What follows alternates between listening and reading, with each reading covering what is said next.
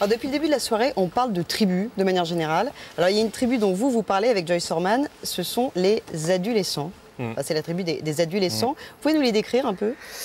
En fait, on dit surtout que...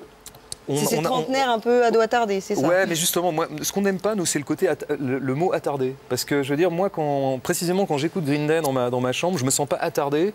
Moi, j'appelle plutôt ça un ado durable.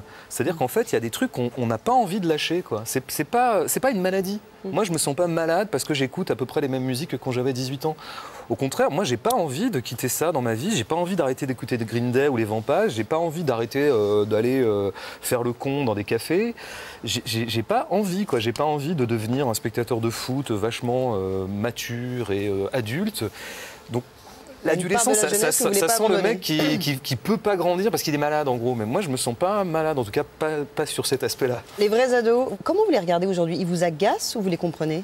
Je pense que dans le livre que j'avais écrit, puis un peu dans le film aussi... Vous parlez d'Entre les murs? D'Entre les murs, ouais. Qui rendait compte de mon expérience de prof, quoi, un peu.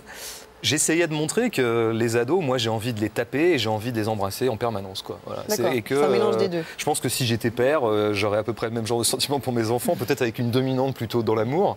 Mais ouais, moi, quand j'étais prof, parfois, j'avais vraiment envie d'être leur copain, j'avais envie d'être avec eux, et je m'en préservais d'ailleurs, parce qu'il ne faut pas trop, quand même. Et puis, alors, il y a vraiment des moments où ils sont d'une mauvaise foi implacable, où on a envie de les secouer.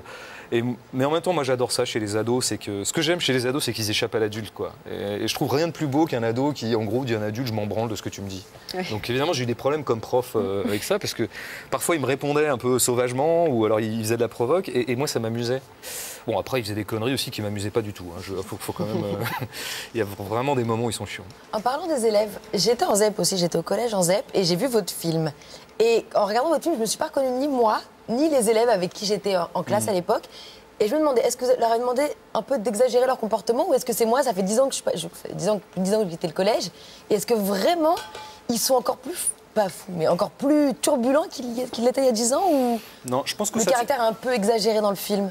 Moi, j'ai pas trop de théorie là-dessus sur il y a 10 ans, maintenant, parce qu'en fait, on n'a pas les éléments pour juger. La seule chose que je peux dire, c'est qu'en fait, l'exagération du film, s'il y en a une, elle tient au fait que c'est un film. Et qu'un film, il raconte que les moments, comme le livre d'ailleurs, il raconte que les moments forts. D'accord. Si vous restiez dans une classe pendant 1 heure, il ne se passerait pas grand-chose, en fait. Vous trouveriez des ados relativement calmes qui, globalement, écoutent, quoi. Nous, on a un film à raconter, on a 2 heures à tenir, il y a une densité, donc on est allé plutôt au moment où ça discute, où ça gueule, ou voilà. C'est juste ça. Donc ils n'ont pas empiré en disant les élèves. En tout cas, moi, c'était déjà grave à mon époque. Hein. C'était déjà des classes, vous savez, on les appelle les classes poubelles. Ouais, mais moi, j'étais dans ce genre de classe, et c'est vrai que c'était très turbulent. Moi, je me rappelle de ma mère. Ma mère était enseignante, elle est à la retraite maintenant, et elle avait des classes comme ça parallèles dans les années 70, et déjà, elle me racontait la même chose. Donc, je veux dire, en gros, en fait, ça a toujours été dur, je pense, pour les pauvres d'aller à l'école, les gens des classes populaires. Ça a toujours été un peu la friction, quoi. Dans la classe poubelle à la fin. François, on a commencé une petite démonstration avant que vous arriviez, qu'on va poursuivre. Vous avez identifié la Bimbo et la Marie-Chantal. On n'a pas encore fait le tour. Mathilde, je vais te demander d'aller te changer. Tu vas voir. Oui, pour qu'on continue tout à l'heure. Vu comment vous êtes arrivées, les filles, ça me donne envie d'y aller. Ça promet. Ok. Allez-y, poursuivez. Est-ce que ces boissons sont bonnes? Est-ce que la réponse doit être honnête et franche? Oui. Est-ce que je fais une réponse pipeau? Moi, c'est le thé, hein, c'est ça. Comme tu le sens. Pipeau ou vrai? Tu veux plus oui, ça fait un thé, quoi. Ça se boit, hein. Moi, j'ai grumeaux. Voilà, moi, j'ai chocolat. Oui, je sais. Honte à moi qui ai un fils, je ne sais pas faire le chocolat chaud. Il y a des grumeaux. C'est des choses qui arrivent. Ça a le goût d'eau, surtout. Tout ça pour vous dire. Alors, Charlène va décéder la première, suivie de Charlotte et de Mathilde. C'est plein de bonnes nouvelles aujourd'hui. François, vous avez bien fait de venir parce qu'avec Claire, vous êtes l'heureux gagnant aujourd'hui. C'est vous qui allez décéder en dernier. Ah, quelle bonne nouvelle. Intéressant. Ouais, je suis assez content, merci. Ouais, on ne sait pas comment prendre ce genre de compliments. Et merci. comme je suis une cagole, mais une cagole un peu élevée, intelligente, et puis que vous étiez là, je me suis dit qu'il fallait faire honneur à la littérature française. Et Balzac a écrit ce traité, un traité des excitants modernes, où il relate une expérience qu'on a fait sur 3 condamnés à mort, hein, les malheureux. On leur a proposé, mais très gentiment, de les maintenir en vie, mais alors ils ont eu le choix. Vous ne buvez soit que du thé, soit que du chocolat, soit que du café.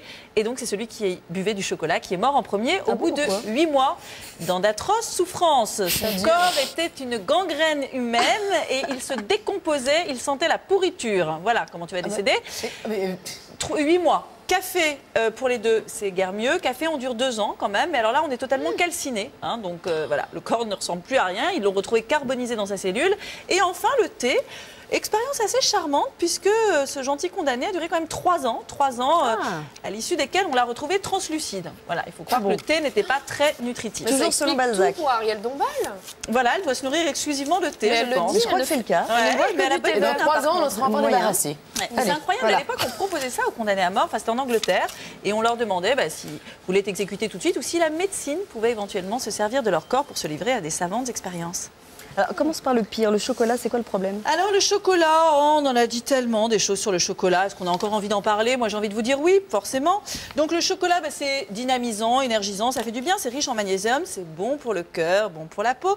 Ça stimule la production d'endorphines, une substance sécrétée par le cerveau, et ça a le pouvoir d'atténuer la douleur. C'est pas mal quand même. Le chocolat, on dit aussi que c'est un aphrodisiaque. Mais enfin là...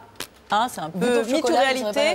C'est un aphrodisiaque, ça peut, mais il faut en manger 100 kilos. Donc avant d'être excité, vous allez vomir. Donc, il faudra en manger 100 kilos pour que ce soit vraiment un aphrodisiaque. Pour les diabétiques, vous êtes diabétique, François? Oui.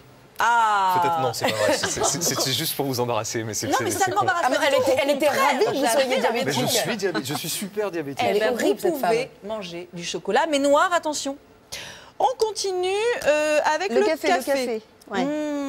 Le café, oui, le café, on a dit beaucoup de choses très néfastes sur le café, mais attention, attention, le café, ce n'est pas dangereux si on ne dépasse pas les 5 tasses par jour. On n'en boit pas plus. Ça dépend des jours. Alors la caféine a aussi de bons effets, elle agit dans le cerveau, et ce 5 minutes après absorption et pendant une durée de 6 heures. Ça nous permet d'être réveillés, d'avoir la pêche, donc c'est plutôt pas mal. Par contre, on ne dépasse pas les 10 tasses par jour, puisque là, on a des problèmes d'insomnie, le rythme cardiaque qui s'accélère, de confusion. Et si on arrive à 50 tasses par jour, eh bien là, on risque de mourir très, très prochainement. Donc voilà, si vous voulez vous suicider éventuellement, Elle est très, très agréable. allez-y avec le café. Bon, le thé. Oui, nos 2 gagnants de la soirée, Voilà. le thé. Voilà, vous avez raison d'en boire, puisque c'est la 2e boisson la plus consommée au monde. Le thé, c'est bon pour la santé. C'est vrai, c'est très bon. Le thé vert, on l'a dit, c'est drainant, c'est mincir, enfin c'est formidable. Le thé noir est un antioxydant, mais les thés fumés sont quasiment nuls en fer. Vous êtes anémique, François? Non, pas vraiment. bah Qu'est-ce qui vous fait dire Non, ça? il est diabétique. Non, ça va, non, il va diabétique, on ne peut pas tout avoir en même temps. Tout à Parce que fait, si pas vous toutes les étiez qualités, anémique, le thé fumé aurait pu poser un problème pour vous. Or, vous ne l'êtes pas, donc vous pouvez continuer à en boire.